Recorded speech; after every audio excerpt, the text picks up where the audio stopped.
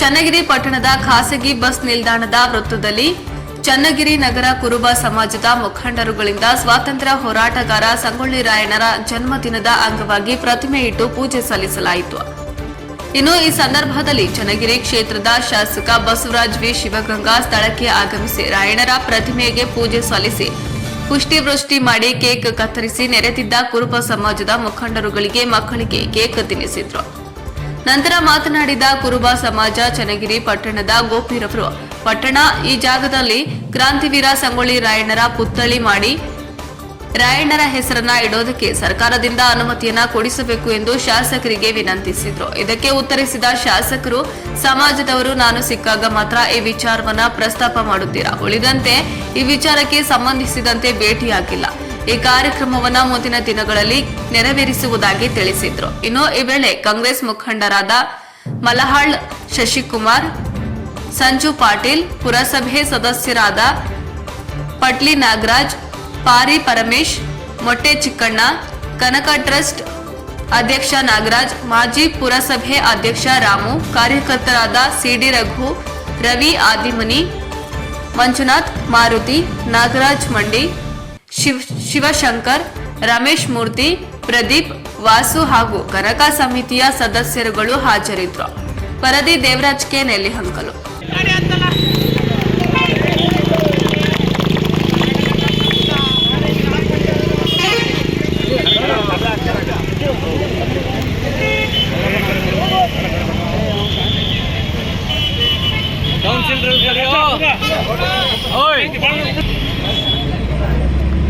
ಸ್ವಲ್ಪ ಹಿಂದೆ ಬರ್ತದೆ.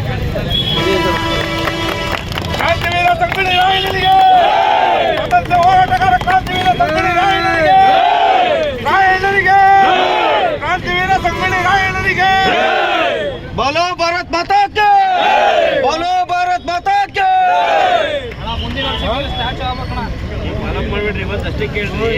ಹಿಂದೆ ಹಿಂದೆ ಹಿಂದೆ ಇದೆ.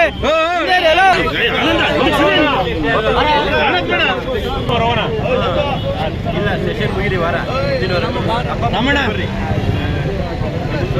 ಮುಂದುವರಿಸ್ರಿ ಅಣ್ಣ ಸಾಕು ಇಲ್ಲ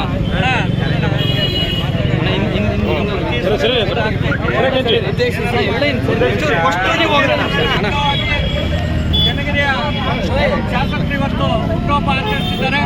ನಾವು ಪ್ರತಿ ವರ್ಷವೂ ಸಹ ಒಂದು ಬೇಡಿಕೆ ಇಡ್ತಿದ್ದೀವಿ, ಇಲ್ಲಿ ಒಂದು ನಮಗೆ ರಾಯಣ್ಣನ ಒಂದು ವೃತ್ತ ಮಾಡಿಕೊಡ್ರಿ ಅಂತ. ಯಾಕೆಂದರೆ ಮೊದಲೆಲ್ಲ ನಾವು ಶಾಂತಿಯುತವಾಗಿ ನಾವು ಪುರಸಭೆಗೆ 10 ಸಾರಿ ಮನವಿ ಮಾಡಿದ್ದೀವಿ, ಶಾಸಕರುಗಳು ಈಗ ಕೊಡ್ತಿದ್ದೀವಿ.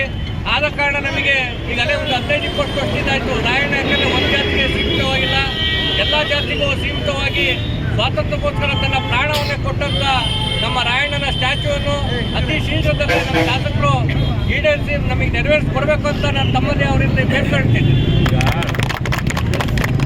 ಮೊದಲನೇದಾಗಿ ಸಮಸ್ತ ಚನ್ನಗಿರಿಯ ಬಂಧುಗಳಿಗೆ ಸ್ವಾತಂತ್ರ್ಯ ದಿನದ